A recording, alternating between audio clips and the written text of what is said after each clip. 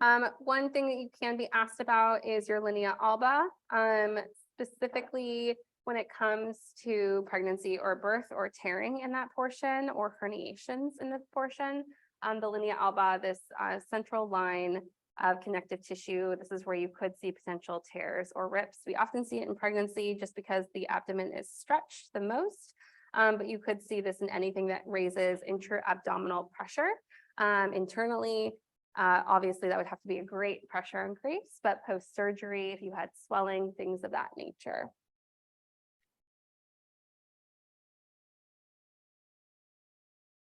There we go. Okay, there we go. We're back in. I was like, we're back in action. Rectus abdominis. Otherwise, I'm trying to think if there's anything else I would want to say about rectus abdominis. Nope, the big one would be the linea alba. And yeah, that would be the only thing I would say here. So when it comes to your nerves, I mentioned the thoracoabdominal nerves, T7 through 11. They're going to innervate the rectus abdominis muscle as well as the skin. You'll have also a subcostal nerve, which is a large anterior ramus of the spinal nerve, T12. And then iliohypogastric and ilioinguinal nerves, which branch from the anterior ramus of L1, together with subcostal supply to the skin below the umbilical region. The one that's most commonly asked about is thoracoabdominal, given that that innervates muscle. So it would be the high yield nerve to know here. And it branches from T7 to T11. Though why that could come up, if you had a spinal injury or lesion to those vertebrae, what nerve could be affected? Or what muscle could you find weakness in? Those type of questions is typically when you get those innervation questions. It's asking about muscle weakness or paralysis. And they're either going to ask you, they'll give you the nerve and ask you for the muscle. They'll give you the vertebral location and the muscle and ask you for the nerve. So they'll give you one or two pieces of info to find kind of one of those two layers, where it's coming from the spine, what nerve is associated, and what it's innervating. So anytime I'm dealing with innervation questions, that's what I'm trying to think of. Those are the pathways I'm trying to follow, because that's how it's going to be worded for you. Vessels of the anterior lateral abdominal wall.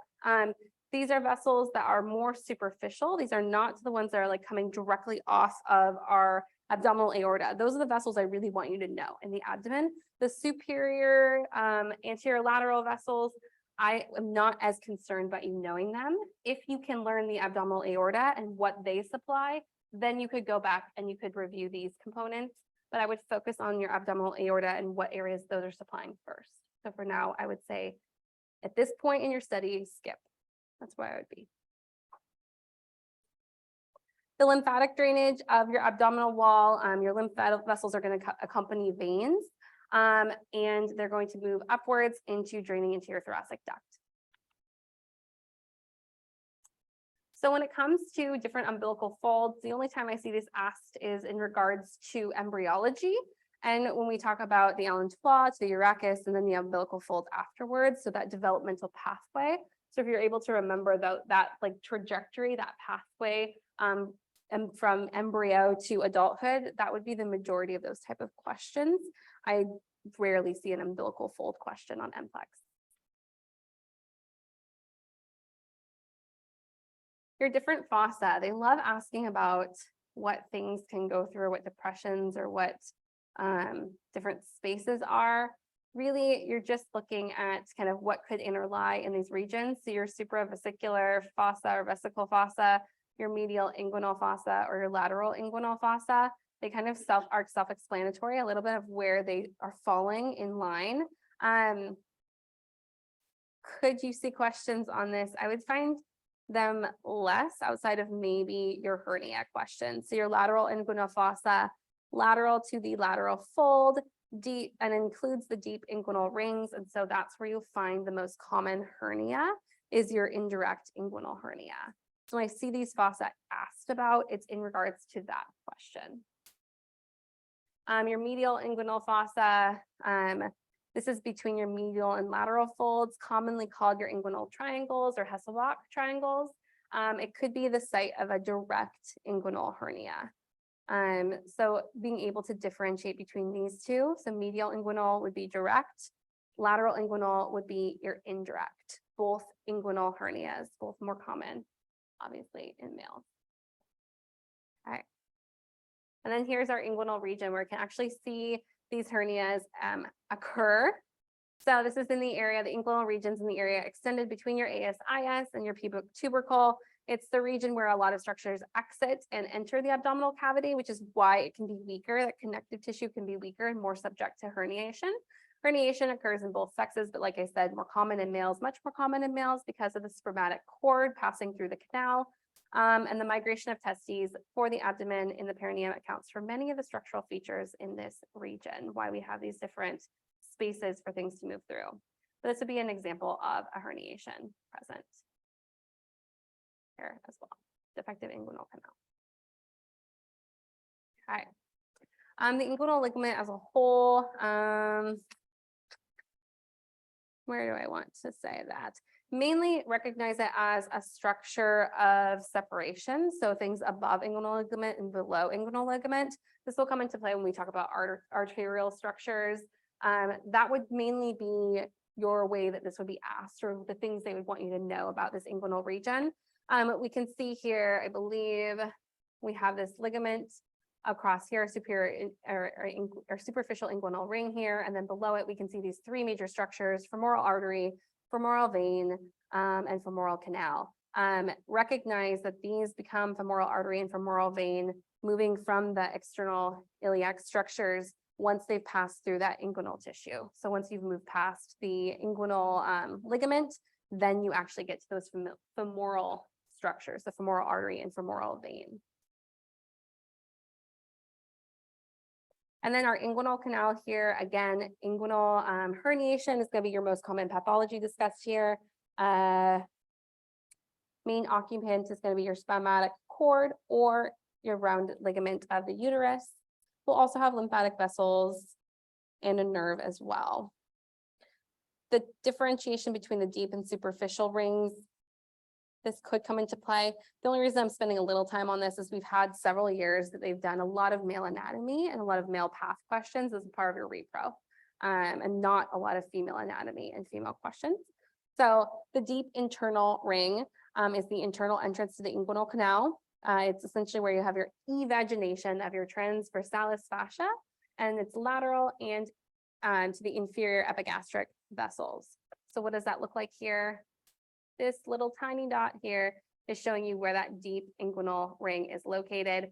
And you can see some of your vessels, your vasculature located here that would be passing through. Your superficial inguinal ring is going to be the opening between diagonal fibers, that aponeurosis area of the external oblique. And we can see the superficial inguinal ring located right here. This is the one that we commonly are actually palpating or accessing when we're doing our hernia checks. We go superficial inguinal ring, and then we're trying to feel up into the actual inguinal space when we have our patient turn their head and cough. Let's see here.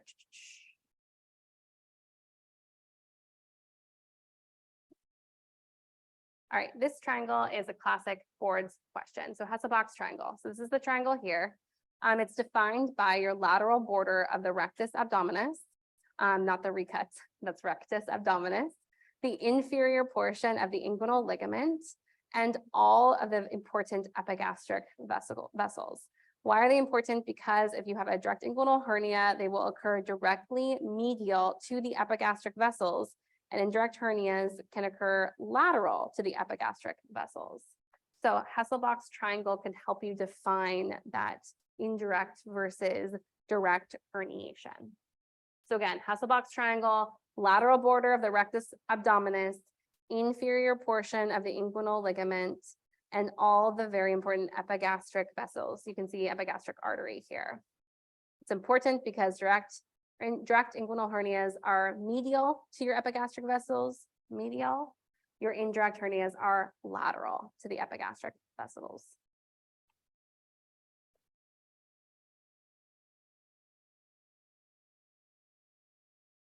Indirect hernias, as I said, are the most common type.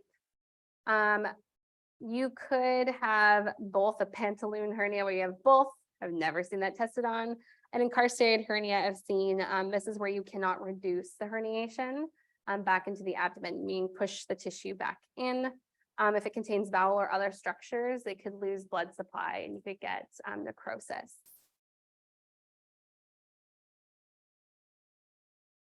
You can see ventral herniations here. So we have an epigastric or an umbilical hernia. You can see both potentially with patients. This is occurring because we have diastasis of the rectus muscles. We have an actual tear here in this muscle. You can have a hiatal hernia up top, your inguinal hernia here, or a femoral hernia here. So you can see these are more the common sites that we could find a herniation. It's really just going to depend wherever it says, that's where you go.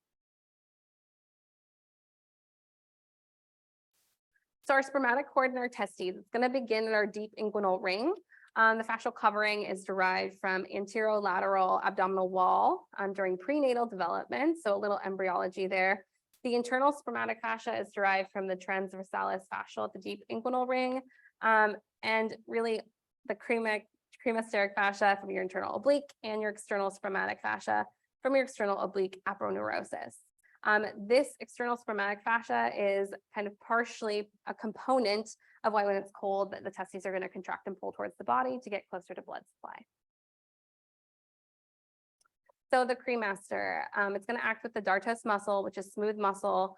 It's going to insert into the skin. It's innervated by your genital branch of your genitofemoral nerve. That would probably be the only muscle, the cremasteric muscle or the cremaster reflex that you would need to know about in this region. When it comes to the other things that are going to be in this region, we have our ductus deferens, which is the deferent duct, the vas deferens. It's going to convey our sperm from epididymis to the ejaculatory duct.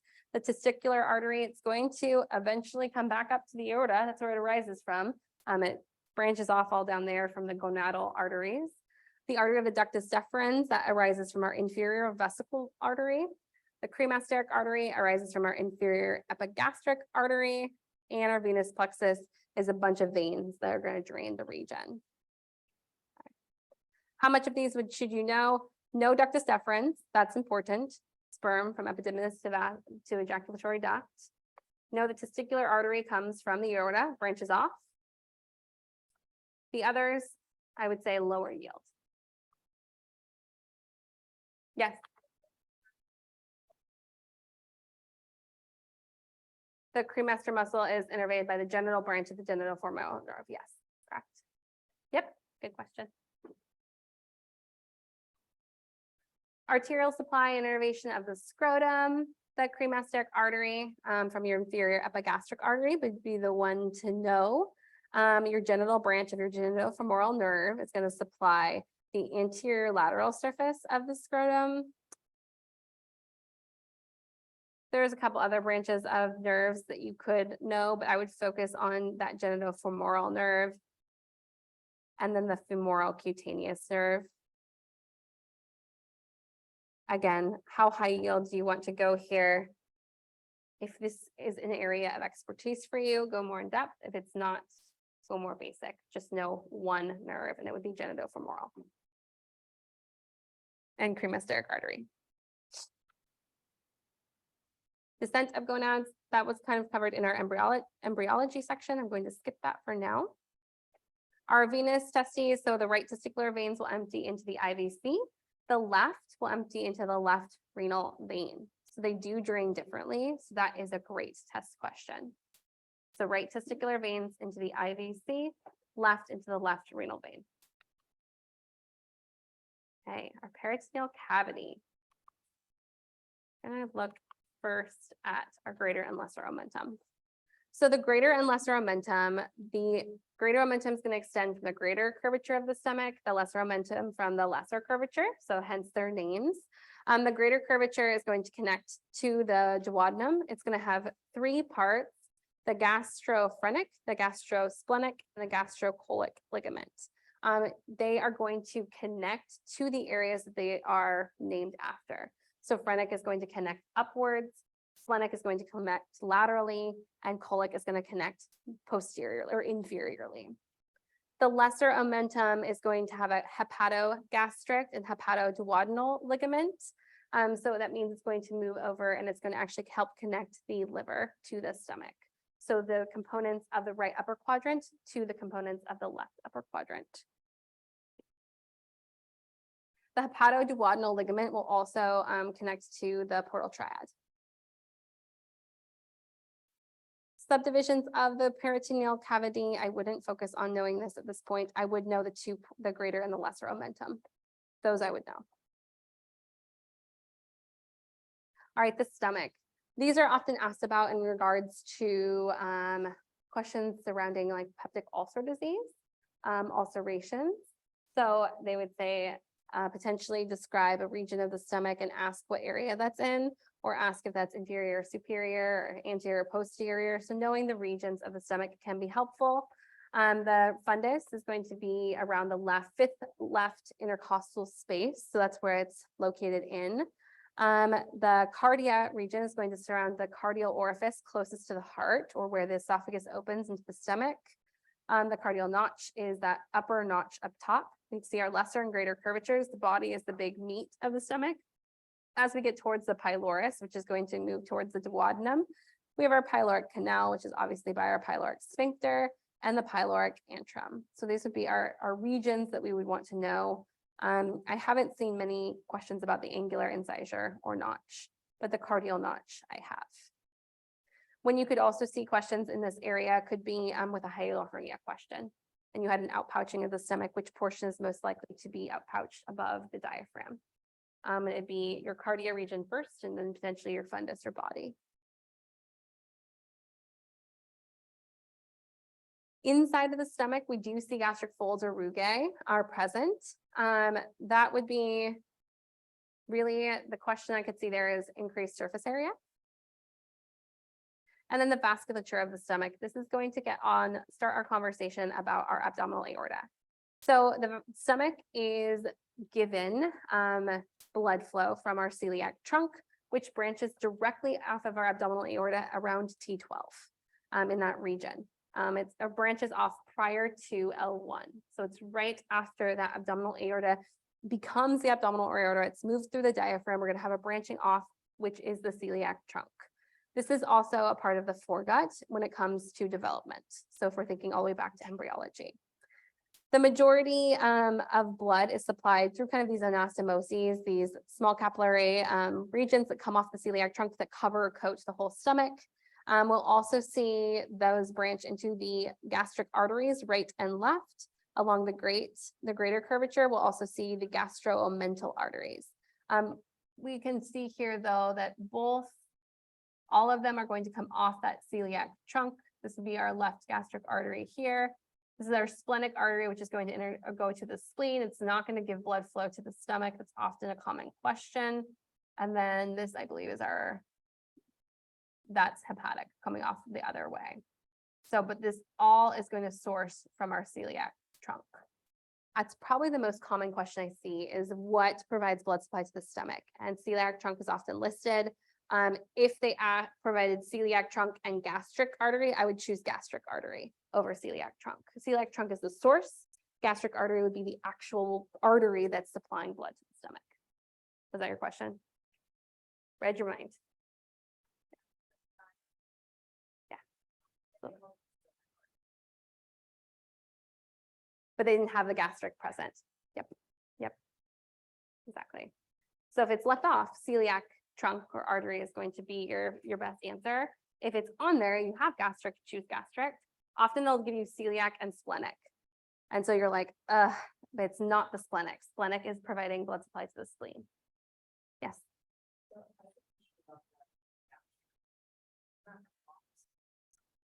Yeah, the gastroomental artery, it does technically branch off the splenic artery. So it does provide a little blood supply to the stomach, the gastroomental, but the actual splenic artery itself would be to the spleen. So I would not put splenic artery as the source of blood to the stomach. If it said gastroomental and gastric, then I would look back to the question to see if they specified lesser or greater curvature. Does that help at all? Yeah. Yes.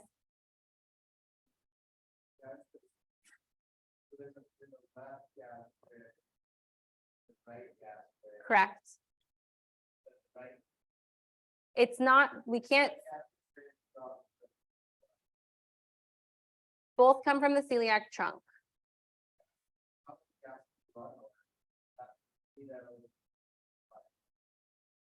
Gastroduodenal is going to supply right at the pyloric sphincter. So it's going to supply right at that edge of the stomach, but it's not going to supply the majority of the blood supply to the stomach.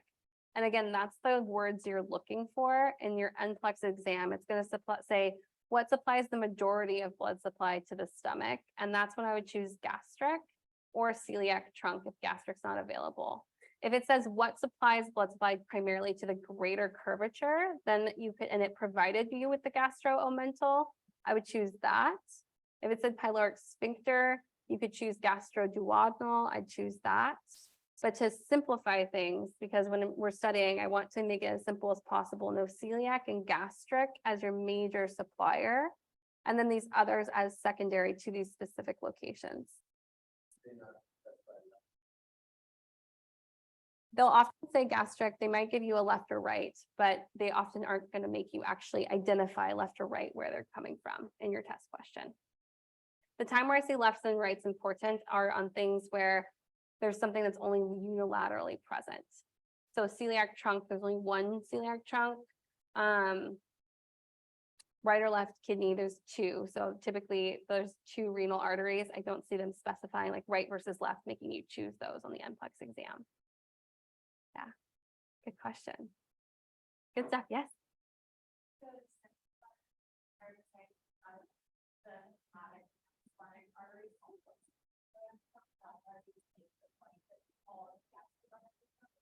Correct.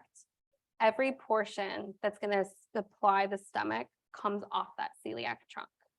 So that's why it's the easiest answer. Once they start separating things out, I am looking for specific locations of the stomach that are supplying blood. Yeah. It won't always be given though. And so then you're doing your, and your best answer will be celiac then. And then if they only give you like a gastric and a gastroomentum, and they don't provide a specific area of the stomach, technically it's a bad question that should be thrown out. So choose your best guess of the two based off of the info you're given, but do not spend a lot of time. That's an inaccurate question. Does that make sense? Yeah. And there will be those on there. I'd say about probably 20% of your exam will be inaccurate questions that have two answers that are completely correct. I'm not even kidding. It's a true story. You can ask anyone. So it's okay. So that's why you don't remember those. You let them go, you choose your best and you let them go. That's why we learn the most correct answer here throughout school. I try to help you with the high yields, but know there's going to be some awful questions on there. And that's why you don't want to put more than 60 seconds per question, because it won't be worth your time. Okay. Can we move on from the stomach? Do you feel okay? Celiac trunk, big one. Gastric, lesser. Gastroomentum, greater. Gastroomentum comes from splenic, just to the spleen. Gastroduodenal comes from your hepatic, which is really that pyloric sphincter region. Okay. Venous drainage of the stomach. All right, here we go again. No, I'm just kidding. Left and right gastric veins drain into your portal vein. So that's really the big one. No, the gastric veins go into the portal vein. That's where the drainage pathway goes. That would be the big one I would know. I would not focus on short gastric veins, left gastroomental vein. They're all eventually going to go into the portal veins. That's where your drainage is going. Innervation of the stomach. Parasympathetic is from your vagal trunk, your vagus nerve, cranial nerve 10. Sympathetic supply is your T9 or T6 through T9 segments. What should you know about that? If you hear celiac plexus, think stomach. If you hear greater splanchnic nerves, stomach or upper abdomen, that would be a good tool. Oftentimes they won't say sympathetic nerve chain, T6 through T9, they'll say celiac plexus. So when you hear celiac plexus, you could think about stomach as an option. It does innervate other areas, okay? So it's not just the stomach. All right, the duodenum, the first portion, know your order of your small intestine, okay? So the first portion of the duodenum is going to be intraperitoneal, fourth is going to be retrointraperitoneal, but really I would not worry about knowing what's superior, descending, horizontal, ascending. The main component would not be in the second portion That's when you're going to see the head of the pancreas. So you'll have the bile duct, the main pancreatic ducts through the hepatopancreatic ampulla empty. So if that would be the only section of the duodenum that I would know, the second section, because you actually have the emptying of all your digestive juices in that region. That's where the ampulla comes out. It's a little higher up at like L2 or L3 versus your L3 regions where your anterior IVC and aorta is kind of where you're anteriorly located. I would not worry about the curves and the flexures. I've never seen this asked. I have seen it asked around what spinal region is the hepatopancreatic ampulla. So L2 to L3 would be your best answer. Other portions of your small intestine, your jejunum and your ileum. We'll talk more about the functionality of this when we get into physio a little bit, but I would notice the order. So duodenum, jejunum, ileum. When we talk about biochemistry, we'll talk about absorption of stuff. That's really where these questions come into play. The large intestine, we have several different sections. So obviously, again, know your order of the large intestine. Also recognize that we will talk a little bit about some of the special components that are technically anatomy for the large intestine when we discuss physiology. So it just makes the most sense to talk about the haustra and how the contractions work and how our peristalsis work. So we will discuss those components when we get to it. And we will look at some of the artery supply here in a moment. The big supply of your lower or your large intestine is going to be your superior mesenteric artery, your SMA, which branches from the aorta. And we'll see that branch point. It's going to occur around the L1 region.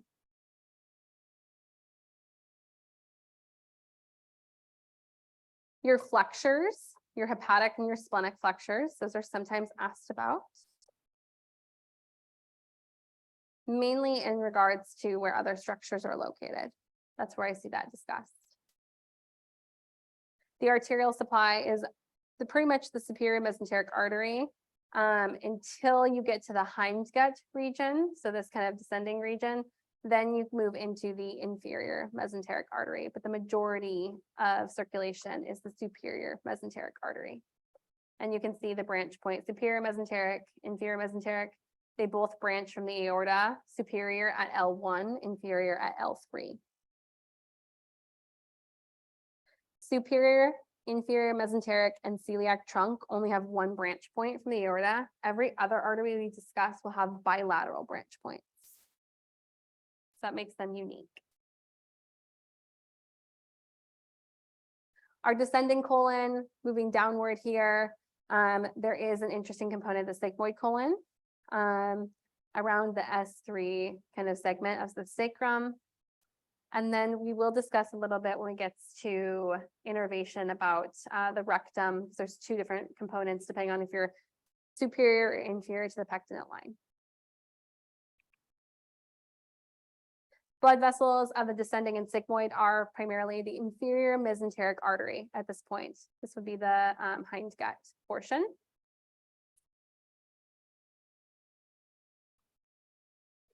Everything's going to eventually drain back to the portal vein. Okay. Great. All right, our spleen. Interesting components of the spleen. We will talk a little bit more about its internal anatomy when we get to the immune system. That's really where the spleen gets interesting. I would know that it's provided blood through the splenic artery and where it's located in the abdomen.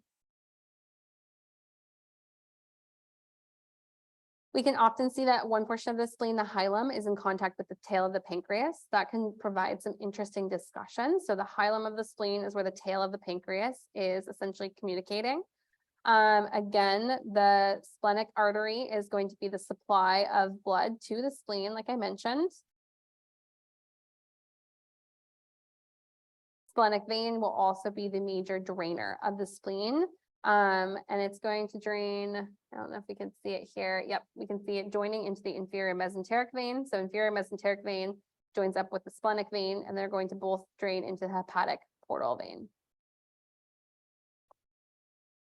So our pancreas, because we talked about the spleen, spleen's here, we've cut it away. Now we have our tail of the pancreas, our body, our neck, our head, and then the uncinate process, which is going to be the portion that is kind of the most, I guess you could say the other end, the opposite end from the tail of the pancreas. The head is the one that kind of sits in the C loop with the duodenum. When it comes to the actual functionality of the pancreas, that's what we'll talk about when we talk about digestion. We'll talk about all these juices come, but the bile duct will meet with the pancreatic duct. And then we have our hepatopancreatic sphincter that will be in the wall of the hepatopancreatic ampulla, which is going to empty into the second portion of the duodenum. So kind of traveling through these structures, that's the functional portion, because that's where we have the physiology taking place. So a lot of anatomy questions, especially with the gut, will have relationship to the physiology of digestion or absorption. The common bile duct and the pancreatic duct, like I said, unite in our hepatopancreatic ampulla. Let's see here. The sphincter of the bile duct, as well as the hepatopancreatic sphincter, which is often called the sphincter vodi, are both smooth muscle sphincters, and they will help control this flow. And they're influenced by multiple different things. We'll look at hormone influence, we'll look at pressure influence, we'll look at influence of acidic chyme, so acid-base balance. There's many things that can influence the targeting or the triggering of these sphincters to relax and allow the contents to move into the small intestine. We also have an accessory pancreatic duct. We can see this accessory pancreatic duct here. It's not the main pancreatic duct, so we have an accessory that will drain the uncinate process, so this portion here of the pancreas, and it will drain directly into the duodenum. So there's two portions of the pancreas, two openings for the pancreas to drain into the duodenum. The gallbladder with bile only has one way to go, and it's meeting up with that main pancreatic duct through your ampulla of Vader. Yes, like Darth Vader, but with a T. Okay. All right. Wanted to get a little into the anatomy of the liver, and then we'll do our abdominal aorta drawing. So our lobes and our segments of the liver. So we can see here we have our caudate lobe, our quadrate lobe, our left lobe, and our right lobe. Understanding the lobes of the liver is helpful. You will probably have like maybe one question, right? A lot of these things you'll have like one question on them. Understanding also where these blood vessels are with the liver is helpful too. So gallbladder kind of sitting between the quadrate and the right lobe. Our IVC, or inferior vena cava, here up top between the caudate and the right lobe, although it'll run all the way down through this curvature. You have your ligamentum venosum, which was the ductus venosus, the round ligament, which was the umbilical vein, and then you have your portal triad. You have your hepatic portal vein, your hepatic artery, and your bile passages. Your portal triad will enter into the liver at the porta hepatis, which is almost like porta hepatitis. That's how I remember it. Okay. All right. The right and left lobes are separated by the falciform ligament. Caudate lobe and quadrate lobe are technically parts of the right lobe. Ligamentum venosum separates, we saw that here, separates this left lobe with the caudate lobe. It was previously the ductus venosus during development. The round ligament was previous the umbilical vein. These would be the most common kind of anatomical questions about gross anatomy of the liver.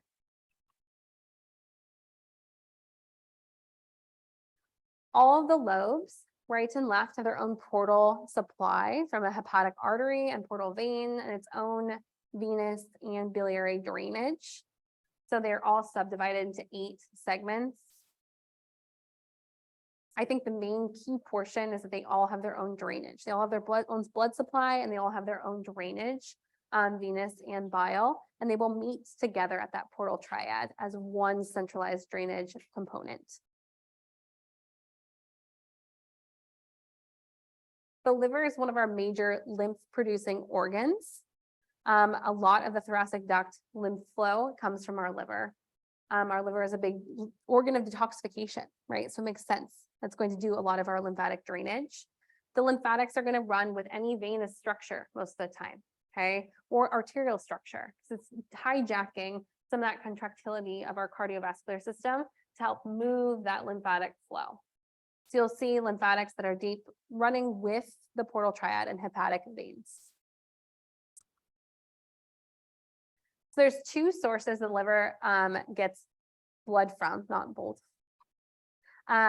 Portal vein, majority, and hepatic artery.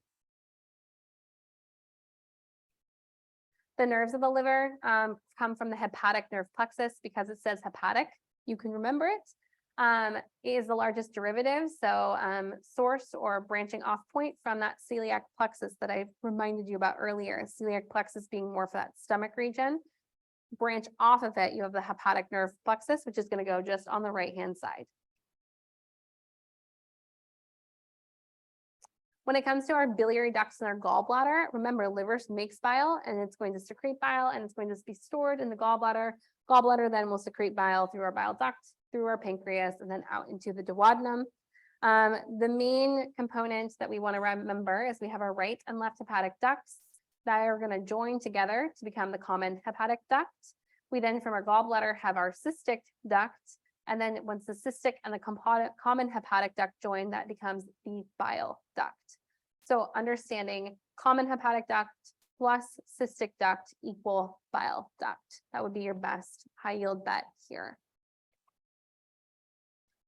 The bile duct is then going to move down. As we saw before, it's going to move down. It's going to join up with the main pancreatic duct, and then it's going to be released into our duodenum. All right.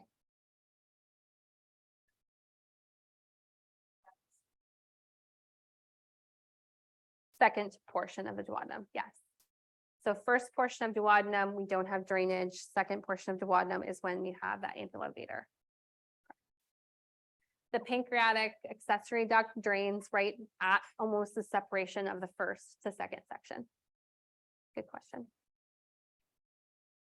The gallbladder itself, the major questions they'll try to pull from the gallbladder is getting you to say it produces bile. That's what they're going to try to do. If you know that it doesn't, and you know the cystic duct is the duct that comes off the gallbladder to join up to create the common bile duct, you will be good with your gallbladder questions. They may ask about gallstones or maybe cholecystitis for pathologies.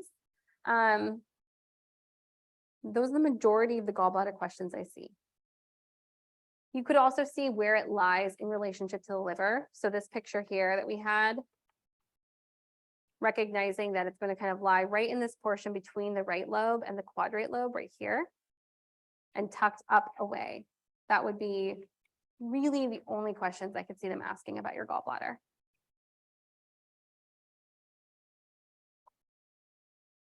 Cystic artery comes from your right hepatic artery. Cystic veins are going to drain from here. Celiac plexus could innervate. I often don't see those questions asked about maybe the cystic artery and the cystic vein. I often don't see innervation questions asked about as much. Again, when in doubt for parasympathetic innervation, the vagus nerve is going to be your best friend. Phrenic nerve, maybe for these superior structures, but vagus nerve is always a good guess for the abdomen.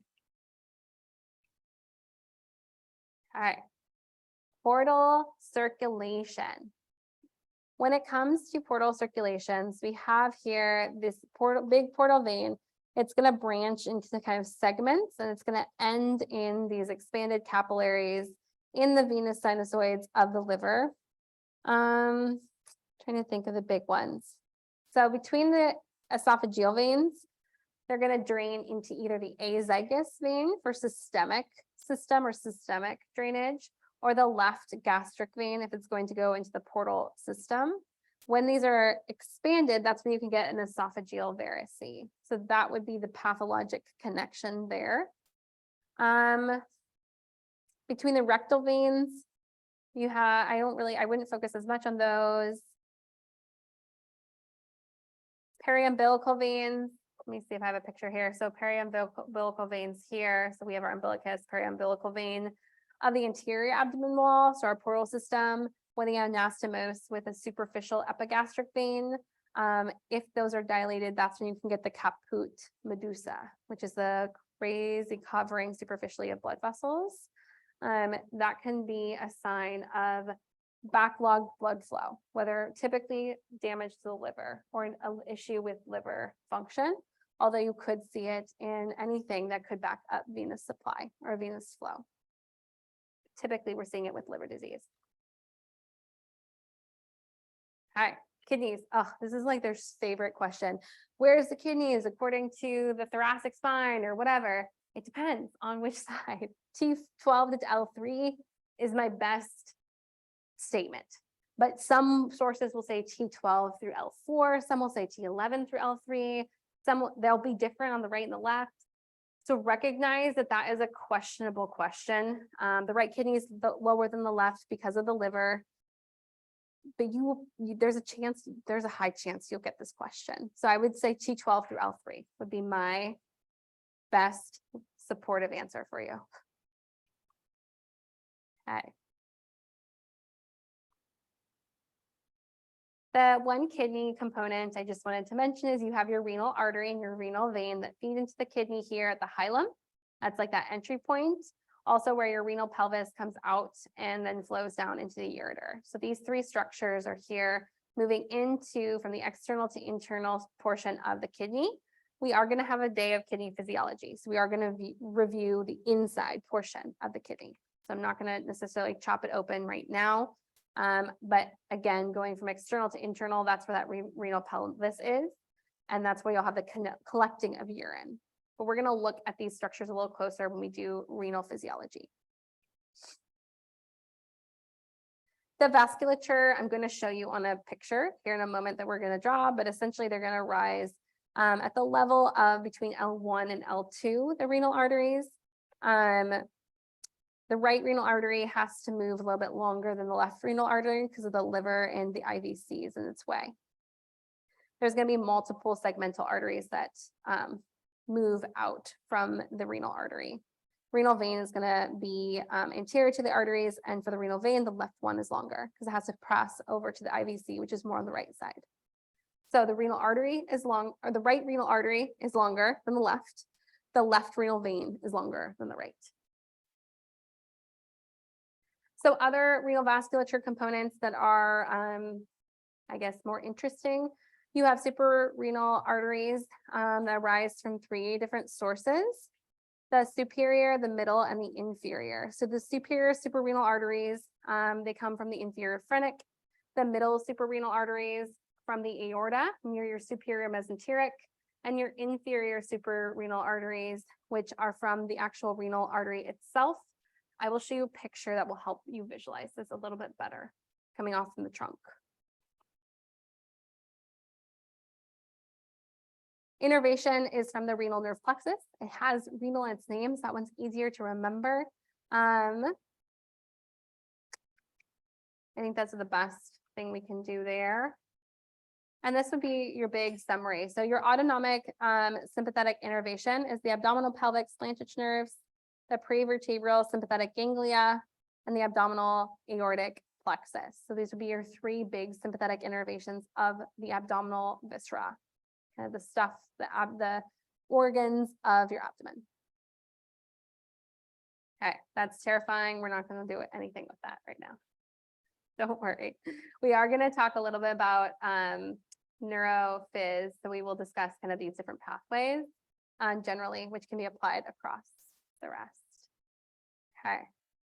The one piece before we move into our abdominal aorta drawing and then we take a break is the diaphragm. So we talked about the two different hiatus earlier, the esophageal and the aortic. Esophageal is at T10, aortic is at T12. Esophageal is where you have your esophagus, obviously, but also vagal trunks and esophageal branches of your left gastric vessels, as well as some lymph stuff. Your aortic hiatus is really your aorta, but also your azygous vein and your thoracic duct. So aortic hiatus has a lot of important stuff. The major lymphatic drainer, one of the major venous kind of wraparound drainers, and the thoracic and the major blood vessel, the aorta. So aortic hiatus at T12 is pretty important. Okay. Just going to see if there's anything we have to make sure we touch on before we move. Okay, good. All right, that's perfect. So, right, I'm going to stop sharing as I get this on. I'm going to see if I can share with the doc cam for the folks online. And then we're going to go through abdominal aorta, and then we'll take a break.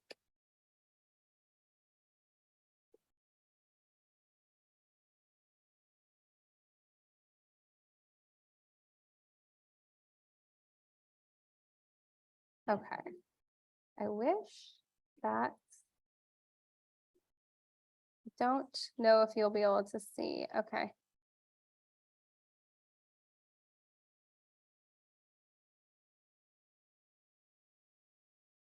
All right, so it looks like for folks online, it looks like I don't know if you're going to be able to actually see my doc cam, but what I will do is I will post these drawings. They're not great, but I will post them online as well as a image that you could use as a guide. And if you want to, I can record a little video of me doing this at home if you really care. Okay. I try. Do my best. I'm gonna draw a picture and you're gonna have to watch my horrible drawings.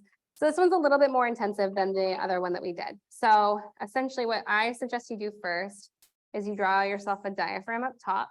That's what we did here. And then you're gonna draw your aorta moving down. And I'm gonna stop at about this region. And then at the bottom, we're gonna have two big branches. So a triangle almost like legs. And then we're gonna have two other lines in here. I almost think of it as like a tripod, okay? Then what we're gonna do is we're gonna break this into our lumbar segments. So right at the base, I'm gonna put a dotted line here.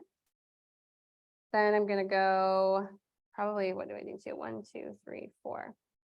So we'll do, we need 4 more dotted lines. And I just try to separate them as evenly as I can. Because this helps me. 1, 2, 3, 4. Helps me kind of keep things in order. Okay, then in each of these spaces, you're going to actually write the segment of vertebrae that you're at. So we're at T12 here, L1, L2, L3, L4, and then technically right like below here in this space is L5. This whole portion would be L5 right here, but I just don't want to mess with my line. So this, think of this section as where the actual vertebra is sitting, okay? So these lines would be like the base between vertebra, okay? The next is we're gonna do our major trunks. These trunks only branch off once. We're gonna branch them all to the right, not because they all go to the right, they're coming out at us, but I can't draw 3D, okay? So we're gonna branch them all to the right-hand side, and that's where we're gonna write the verbiage for all the things that only have one singular branch from the aorta. So our celiac trunk is gonna branch off at T12. Our superior mesenteric is going to branch off at L1, and our inferior mesenteric is going to branch off at L3.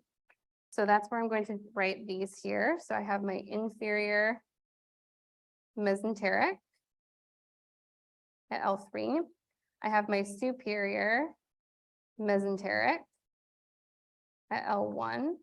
And then I have my celiac trunk, which I'm going to write up here like so. Your celiac trunk is going to have 3 major branches that come off of it. So 3 major branches are going to be the left gastric, the splenic, and the common hepatic. These would be the ones I'd absolutely make sure you know because of the 3 branching points from the celiac trunk. If you wanted to go a step further, left gastric is just going to go directly into the lesser omentum, so you could stop. There's no more branching there. Your splenic, you're going to have the gastroomentum artery that will go into the greater omentum, so you could do 1 more. I'm not going to draw it for purposes of I don't have room, but if you wanted to, you could.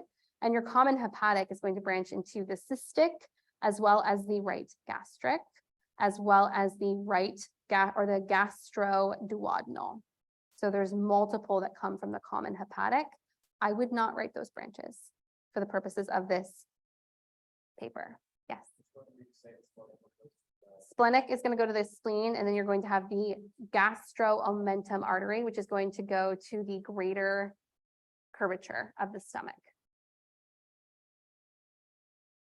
where the essentially greater omentum comes off of. Okay, so this is going to be our right-hand side.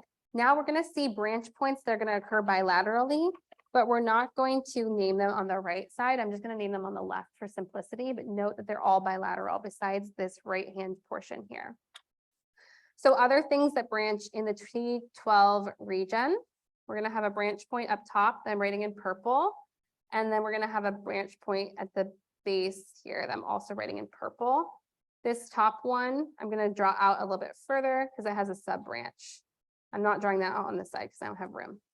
Okay, so this top is going to be our inferior phrenic. Anytime you think phrenic, think close to the diaphragm. Okay. We are also going to see this branch point off the inferior phrenic is going to be the superior suprarenal. So where we see our first renal artery comes all the way up top from the inferior phrenic. You have your middle suprarenal also that comes out at T12. And these are again bilateral. I'm not writing them on the right. Okay.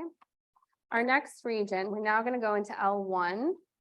In our L1 region, we're going to have an artery that kind of goes out on either side here. And then almost right at this line between L1 and L2, we're going to have another big branching point. This smaller one up here is going to be our first lumbar artery. This is going to be posterior artery or arterial supply coming actually out of that lumbar region. Right between L1 and L2, this is where we actually get our renal artery. So this is the big renal artery. So this is renal and this is renal. Okay, so this whole line is the renal artery. This branch point off the renal artery is my inferior suprarenal. Okay. So our superior suprarenal comes off the inferior phrenic. Our middle suprarenal comes directly off the aorta. And our inferior suprarenal comes off the renal. Those are commonly tested arteries because there's 3 of them and they all come off of a different arterial source. So that's why we see them commonly tested on NPLEX. Okay, once you've gotten here, there's only a few more in this section, and then we're done. As we go down, it gets a little bit more simple. Okay, great. So in this L2 region, you're going to have 2 others. You have your second lumbar, is the one that's the most inferior, and you have your gonadal. Okay, this is going to be the source for your gonads. So testes, ovaries. Then your next section, L3, very simple, just one extra, third lumbar. L4, 1, fourth lumbar.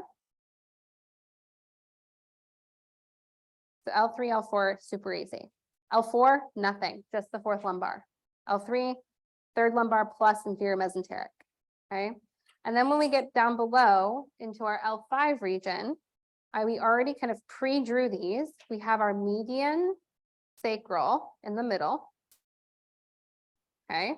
We have our left and right common common iliac. So the left common iliac is here, this portion prior to it branching. Right iliac, same here, right common iliac right here prior to it branching. And then these are going to branch into our external and our internal iliac. Okay, and these are both iliac. This is all prior to the inguinal region, right? Post the inguinal ligament, then that's when we're going to see the femoral. But we're not going to draw that here because we're going to say this is essentially from the diaphragm to the inguinal ligament. That's our area for our abdominal vasculature coming off the aorta. So this is really where I want you to learn first. So this and the aortic arch are going to be your 2 high yield vasculature structures that I want you to be able to kind of think about through memory and be able to ask yourself questions about how we would see this written in word verbiage on a test, probably in relationship to the vertebra, also potentially in relationship to the organs it's serving. Okay, yes.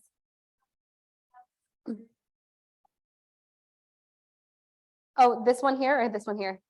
This one is gonadal. Yep, so this one will serve your testes or ovaries, depending on the gonads that you have. Yes.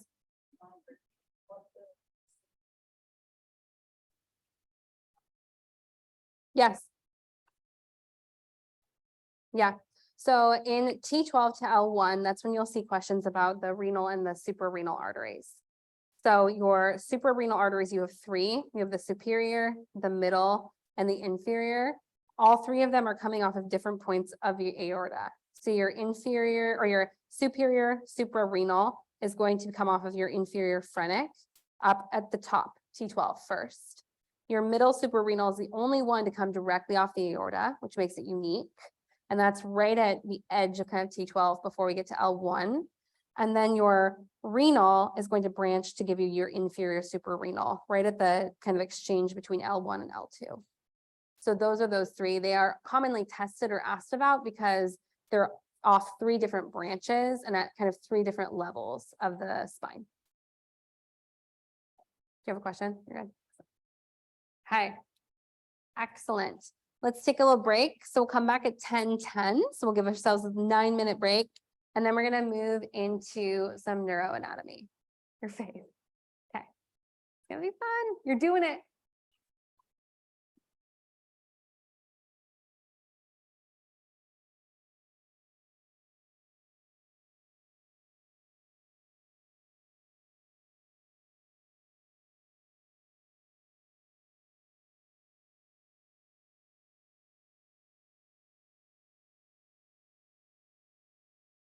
Inferior, yes, inferior, it's bilateral. I just didn't have room to draw it. But you're gonna have the same exact branching pattern on the right.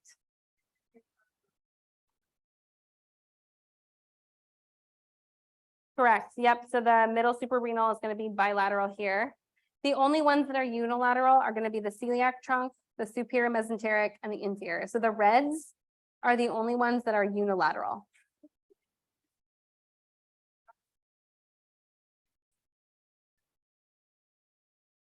Well, for I would say the the ones that supply the stomach, but they also supply the liver. And then the inferior and the superior mesenteric supply the small and large intestines. So like the digestive organs, yeah. Yes. I think that would be a fair statement, is the digestive organs have unilateral arteries coming off the trunk. Yeah.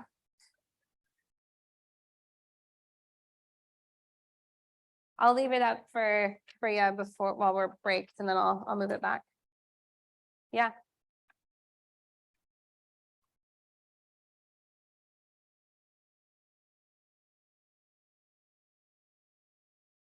Claire, I'm happy to make a video, so I can do that today. I'll do a little Kaltura and post that video.